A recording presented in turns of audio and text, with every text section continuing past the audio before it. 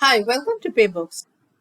In this video, we will see how to map the workflow for leave, which is part 4 of your leave configuration. The leave workflow is enabled by default, and the manager will be the approver.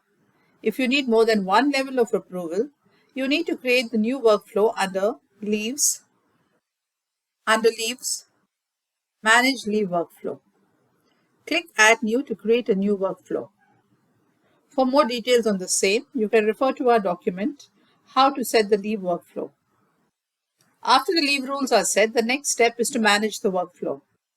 On the home page, click the Settings icon, click Leaves, click View or Edit on the leave for which you want to set the workflow, or you can click Add Leave to create a new workflow for a new leave.